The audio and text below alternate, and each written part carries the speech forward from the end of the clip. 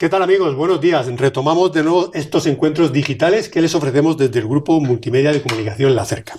Hoy tenemos a una persona excepcional que nos va a hablar de temas muy importantes para el devenir político de la situación económica y social y laboral de España. Pero antes de nada me gustaría agradecer a todas las personas que el día 7 de noviembre, el pasado miércoles, acudieron al Auditorio Municipal a la gala del 20 aniversario del Grupo Multimedia de Comunicación La Cerca.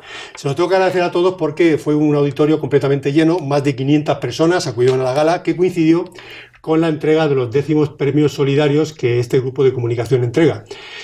Han sido muchas muestras de afecto, de empatía, como digo, y nada más. Quería aprovechar esta ventana antes de empezar esta entrevista para agradecerles a todos sus manifestaciones, y intentaremos, como dije en mi discurso, al menos continuar otros 20 años más haciendo un periodismo libre, plural, participativo y para todos y para todas. Y vuelvo a repetir esa frase que ya ha quedado un poquito histórica: le pese a quien le pese y le duela a quien le duela. Como digo, periodismo libre y plural.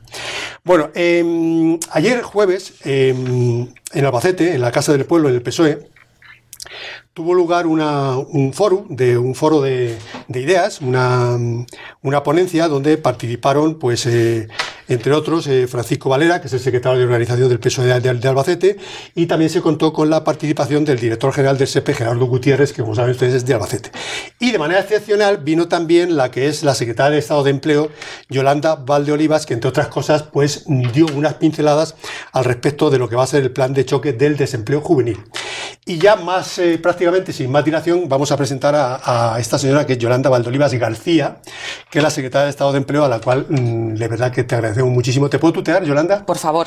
Pues te agradecemos muchísimo que hayas estado en Albacete, que participas ayer en el acto con el PSOE, en ese foro de ideas que yo digo, y que estés aquí con nosotros en el Grupo Multimedia de Comunicación La Cerca. Es un verdadero orgullo y un placer. Muchas gracias. Os agradezco muchísimo a ti, Manuel, y a La Cerca en general, a quien aprovecho también para felicitar por sus 20 años. Gracias. Y deseo que sigáis otros 20 y otros 20 y otros 20 por vuestra hospitalidad y la invitación que me permite acercarme un poco a vuestros oyentes. Muchísimas gracias. No es fácil, Yolanda, como dije el otro día, hacer un periodismo libre, plural y participativo. No es nada fácil, pero nosotros lo intentamos, y bueno, somos decanos de la prensa digital en Castilla-La Mancha y ahí seguimos. Algo es algo. Pues la información veraz es un elemento imprescindible de un Estado democrático. Sin duda. De manera que os animo a seguir por ese camino. Yo lo tengo clarísimo. Le decía a Yolanda, antes de empezar esta tertulia en la sala de juntas, y se lo decía igual que voy a decir ahora algún matiz, que es una persona que transmite, lo hace con mucha empatía y creyéndose lo que está diciendo. Y como ustedes también me conocen, ella quizás menos, pues, y ustedes saben que yo no le doy la píldora absolutamente a nadie, es cierto, verán ustedes en esta entrevista que Yolanda es una persona muy participativa y que transmite muy bien lo que dice y además se lo cree. Y es muy consciente de lo que está manifestando. Con lo cual, enhorabuena Muchas gracias. por ese talante que tienes. No sé si voy a defraudar expectativas, pero te lo agradezco. No lo creo. Bueno, los últimos días, los acontecimientos de la información van muy rápido, Yolanda. Bueno, pues ayer, por ejemplo, vino el presidente de la OCDE, que ahora, si nos da tiempo, haremos algunas pinceladas al respecto de algunas cosas que dijo, unas positivas para España, otras no tanto, o al menos que sugieren ciertas modificaciones en el planteamiento económico, político y social, y en todo caso también el acuerdo que ya definitivamente se ha alcanzado con los autónomos. Un acuerdo que alcanza más de 3 millones de personas y que por fin, pues, se han puesto de acuerdo. Entre ellas, pues que por fin la cuota para las personas físicas de los autónomos va a subir aproximadamente unos 5 euros al mes. Estaba previsto que subiera bastante más. Y en el caso de los autónomos societarios va a subir unos 6,89 euros al mes. Pero ¿por qué se ha tardado tanto en negociar todo esto? Y al final, ¿por qué de una cuantía que partía, creo que recordar, de 300 euros de subida al año, al final se queda prácticamente en 60? Bueno, pues porque este Gobierno y el Ministerio de Trabajo, Migraciones y Seguridad Social parte de una premisa básica, que es nuestra estrategia fundamental de trabajo. Hay que dialogar con las organizaciones sindicales y, en este caso concretamente, con las organizaciones que representan a los autónomos.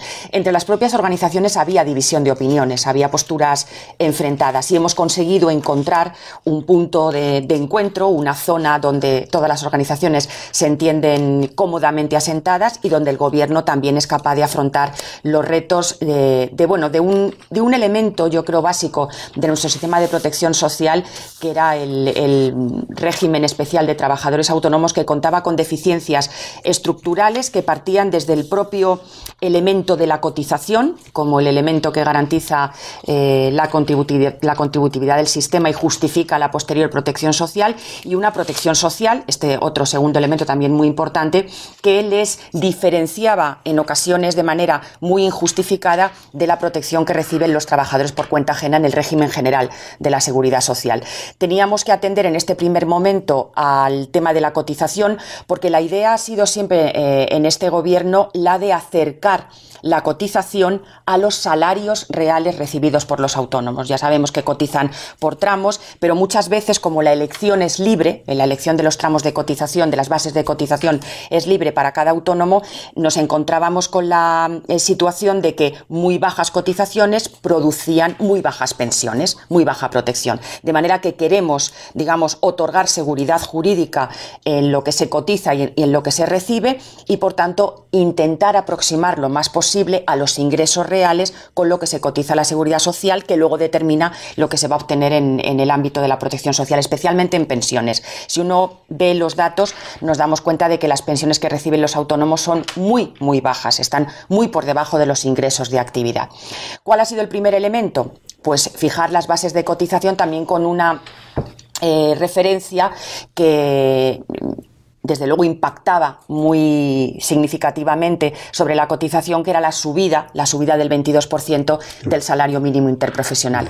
Intentamos amortiguar ese impacto con una subida inferior de las bases de cotización, que se compensaba con una subida de los tipos de cotización que se aplican sobre esas bases y que después determinan el importe de las prestaciones. Esto además va acompañado, y esta yo creo que es la referencia o el elemento más significativo, va acompañado de un incremento considerable en la protección social. Vamos a universalizar el cese de actividad, vamos a universalizar la protección por contingencias profesionales. El accidente de trabajo va a estar protegido durante el primer día, antes era voluntario y ahora va a ser una contingencia de carácter universal, y también hemos introducido la cotización por formación profesional, porque consideramos que también la formación de los autónomos es importante.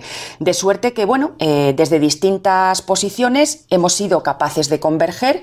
Nos ha llevado un poquito de tiempo porque, como decía al principio, las posiciones estaban alejadas, pero yo creo que nos encontramos en un escenario altamente favorable para todos. Y yo creo que este acuerdo representa, lo digo con sinceridad, un hito histórico. Un hito histórico que resuelve una deficiencia que venían reclamando desde hace muchísimos años y que por fin hemos sido capaces de atender. Y una injusticia, diría yo. Una injusticia por todos aquellos que somos autónomos. Claro que sí. Hay un apartado que me parece, entre las negociaciones que se han llegado a definitivamente a un acuerdo, es que los autónomos no pagarán la cuota de seguridad social a partir del segundo mes de baja por enfermedad o incapacidad temporal hasta el momento del alta. Esto me parece fantástico. Muy importante. Y digo por qué. Imagínense ustedes un autónomo que ya tiene la desgracia de ponerse malo, que está solo trabajando en su taller, en su comercio, en donde sea. Se pone malo, se le paga lo que se le paga en función de lo que ha cotizado, 700, 800 euros que le paga la Seguridad Social, y tiene que pagar de seguro autónomo 380, 400 euros. Usted me dirá de qué come esa persona. Me parece fantástico. Ahí debo decir que también el sistema de seguridad social hace un esfuerzo, porque por eso, deja de ingresar, pero nos parece que es razonable y que hay que atender, hay que proteger a esa persona para que no se vea en la situación de que una enfermedad ponga en riesgo la propia continuidad de su negocio, de su actividad autónoma. De manera que sí, nos parece un elemento trascendental que tenemos claro había que garantizar. Es una de los apartados, Yolanda, que más están poniendo en énfasis los autónomos y de lo que más se está hablando desde ayer por la tarde. El hecho de que una persona que tiene la desgracia de ya caer enferma no tenga que seguir pagando el seguro autónomo, porque hay muchas personas que prácticamente se tenían que dar de baja. Es decir, porque o cobro o no cobro, porque al final, ¿qué me queda? Sí, yo confío en que esto efectivamente tenga mucha repercusión y anime a muchos autónomos a iniciar esta actividad.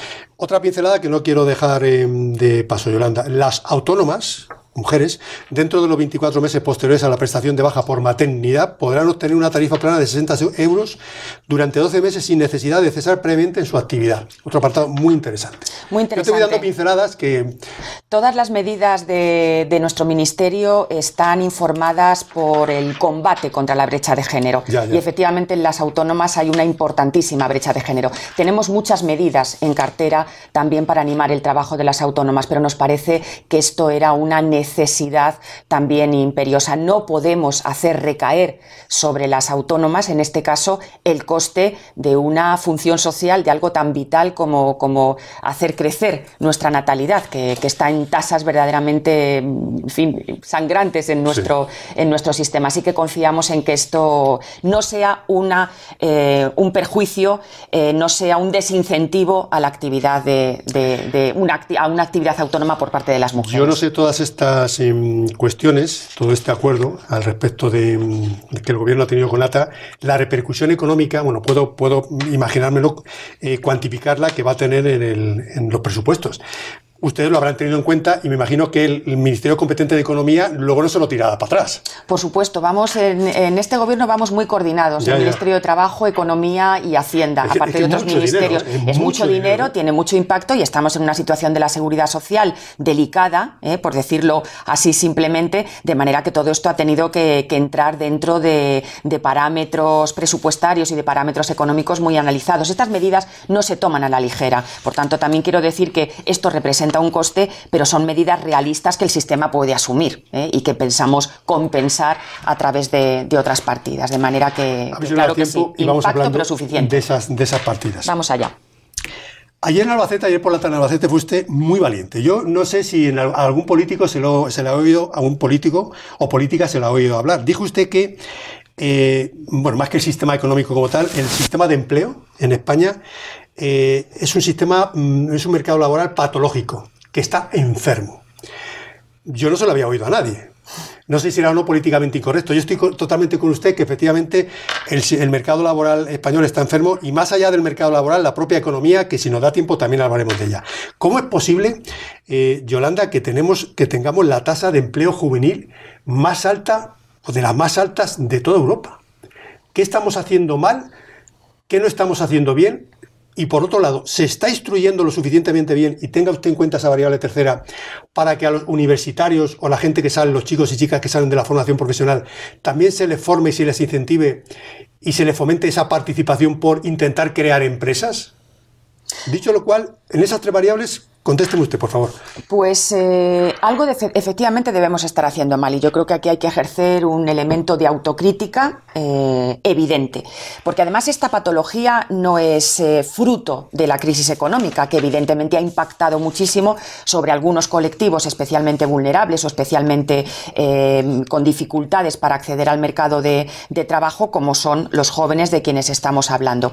No ha sido solo fruto de la crisis económica, esto viene siendo una patología, yo creo que casi crónica de nuestro mercado de trabajo. Además, muy sorprendente en la medida en que con parámetros económicos muy parangonables, muy equiparables u homologables al resto de las economías españolas, al resto de las economías europeas, está en nuestro caso disparada. De manera que lo que hay que hacer es, en primer lugar, identificar perfectamente el problema, sabiendo que hay una enfermedad, por seguir un poco tus términos, Manuel, y después aplicar los tratamientos oportunos que permitan curar al enfermo, porque evidentemente estamos en la idea de que somos capaces de introducir herramientas y en eso juega un papel trascendental el plan de choque por el empleo joven que enseguida esperamos que vea la luz. Ahora porque lo vamos a ir desmenuzando. Creemos que es posible actuar sobre esa brecha que separa a los jóvenes de los adultos, no solamente en la inserción al mercado de trabajo, sino en la propia estabilidad. Creemos que una herramienta fundamental es la formación.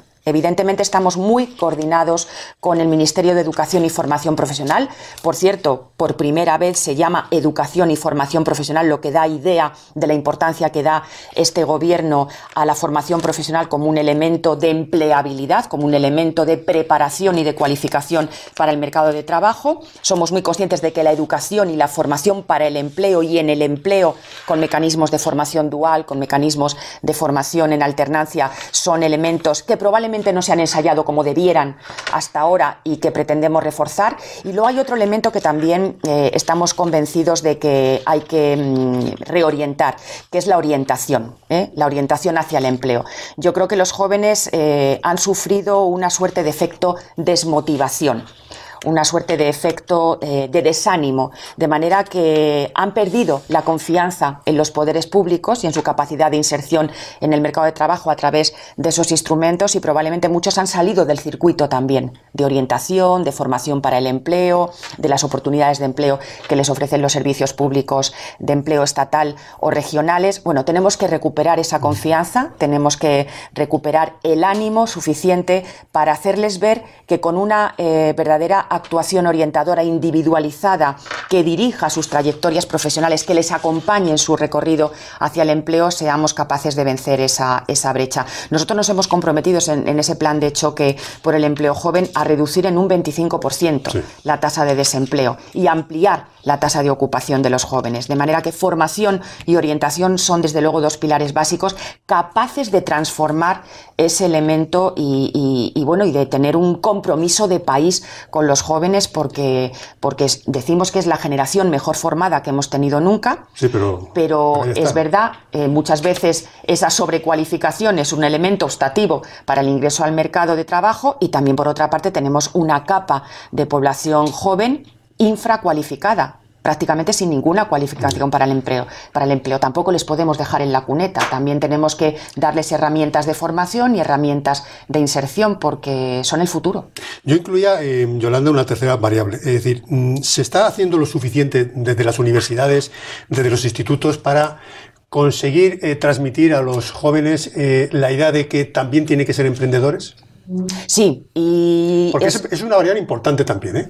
No, es una. En el resto de Europa la tienen y aquí no la tenemos. Sí, pero el emprendimiento en el mejor de los sentidos, porque no hay que buscar simplemente una salida profesional, el autoempleo, abandonando todas las demás opciones. Yo creo que hay que informar, y yo creo que desde las universidades se tienen ya unidades que permiten a los jóvenes apoyarles en el proyecto de un proyecto empresarial inicial. De proyectos serios. Exactamente. Lo que ocurre es que tienen que ser proyectos realistas, tienen que venir acompañados, tienen que venir con los elementos de estudios de mercado y de estudios de viabilidad suficientes. Yo creo que las universidades vienen haciendo en los últimos años esfuerzos, pero lo que hay es que concentrar todos esos esfuerzos, hay que concentrarlos y hay que coordinarlos, porque esfuerzos aislados representan la consecución de muy pequeños objetivos, de manera que yo creo que esto efectivamente tiene que contar con la implicación y con la complicidad del Ministerio de Trabajo, del Ministerio competente en universidades, de las cámaras de comercio, de las organizaciones empresariales, por supuesto, de las organizaciones sindicales. Es un esfuerzo que tiene que concentrar muchos distintos departamentos funcionales, y también en todos los niveles territoriales, del Estado, de las comunidades autónomas, de las corporaciones locales. Desde luego, lo primero que tenemos que hacer es, como decía antes, identificar que ese es un foco sobre el que hay que actuar de manera más contundente de lo que se ha hecho ahora, porque no basta con la proclama de las bondades del emprendimiento. Detrás del emprendimiento tiene que haber una tarea de acompañamiento, tiene que haber una tarea de seguimiento. También en nuestro plan de choque por el empleo joven, uno de los ejes de actuación es el emprendimiento, de manera que ahí también hemos introducido muchas medidas que consideramos van a tener impacto y que van a hacer del emprendimiento una verdadera actividad atractiva y con futuro para estos jóvenes que se lo propongan. Una de las particularidades que yo veo muy interesantes dentro del plan de choque, entre otras muchas, es que van a introducir ustedes dentro del sistema público de empleo 3.000 orientadores. 3.000. Sí, son muchos, ¿eh? Es una medida muy potente, muy es una potente, medida muy intensa. Me gustaría que usted hiciera hincapié en esto, porque me parece que 3.000 personas... ¿Esto cómo se va a organizar? ¿Cómo se va a gestionar? Tenemos mucha confianza en que este es un elemento clave, probablemente es una de las medidas estrellas de este plan de choque. ¿Qué cualificaciones van a tener estos orientadores para poder informar de paso al resto de personas que se quieran incorporar? Son personas formadas, son personas que están preparadas, cualificadas para esto.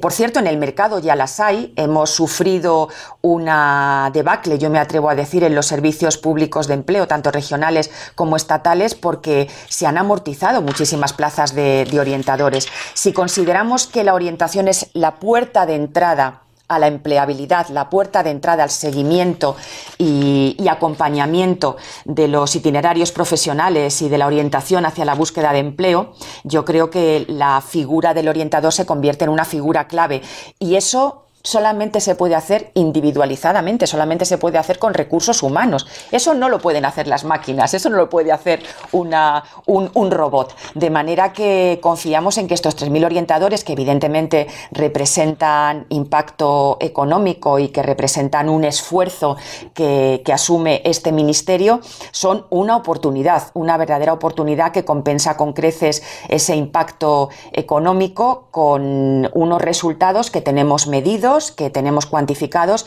y que creemos nos van a colocar en un escenario completamente distinto del que tenemos. En algunos de los borradores a los que yo he tenido acceso por parte del Ministerio, habrá un estatuto del becario y cuotas máximas de estudiantes en prácticas. Esto creo que es un punto también inflexible muy importante.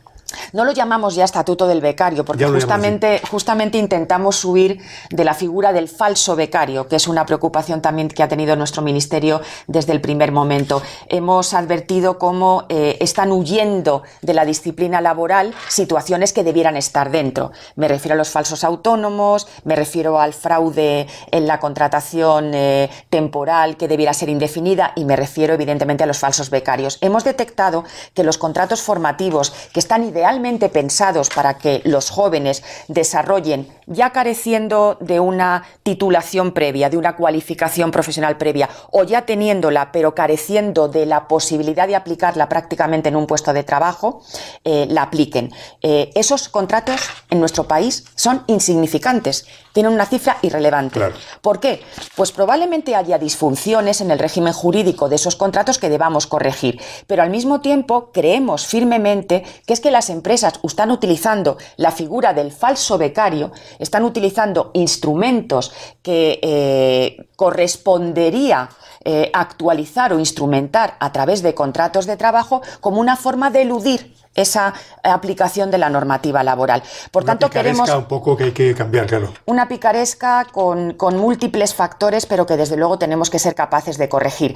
Hemos creado, por tanto, un estatuto de las prácticas no laborales, porque evidentemente hay prácticas que forman parte, prácticas en empresas externas a la universidad, a los centros de formación profesional, a los centros de enseñanza, que forman parte del propio programa formativo. Esas evidentemente están fuera de la disciplina laboral, pero una vez que uno ha conseguido un título, una vez que ha acabado un programa formativo, lo que tiene ya es que insertarse en el mercado de trabajo. Y si lo que falta es una aplicación práctica, para eso tenemos el contrato de prácticas para titulados y el contrato para la formación y el aprendizaje para quienes carecen de cualificación profesional, que la van a obtener al mismo tiempo que están trabajando. Esos son los instrumentos que queremos potenciar, evitando los escapes o los abusos de estas fórmulas de falsos becarios. Yolanda, en este plan de choque figura también una plataforma para que regresen los que se han emigrado los que emigraron por la crisis y están en determinados países por ahí, más industrializados, más potentes económicamente hablando. ¿Cómo vamos a conseguir que vuelvan estas personas? Hay un plan de retorno del talento. Sí, sí.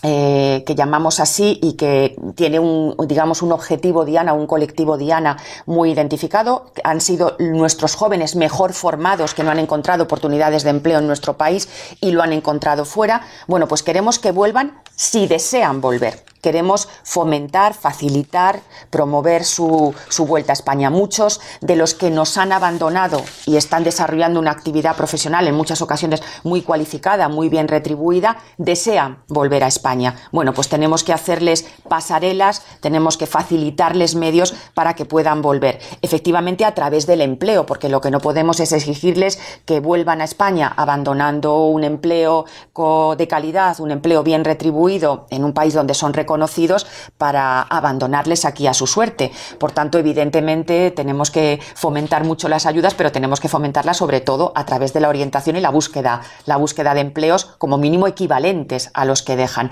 Pero desde luego en este paquete no se trata solo del retorno del talento, sino también de aquellas personas que a lo mejor han salido fuera en busca de un empleo, pero que tampoco lo han encontrado. Tenemos también que facilitarles. Estamos en esa materia trabajando mucho con la Secretaría de Estado de Migraciones, porque esto forma parte de las competencias básicas, pero desde luego es un retorno para el empleo, no es un retorno a otros efectos. Desde luego, trabajo, Yolanda, tienen ustedes para dar y para tomar, ¿eh? Mi ministra siempre dice, y aprovecho para decirlo también aquí, que el Ministerio de Trabajo es un transatlántico que cuesta mucho mover. Nunca mejor dicho, de trabajo, ¿eh? Sí, exige un esfuerzo porque además es verdaderamente, y concretamente mi Secretaría de Estado de Empleo, es una nave pesada con múltiples competencias muy variadas.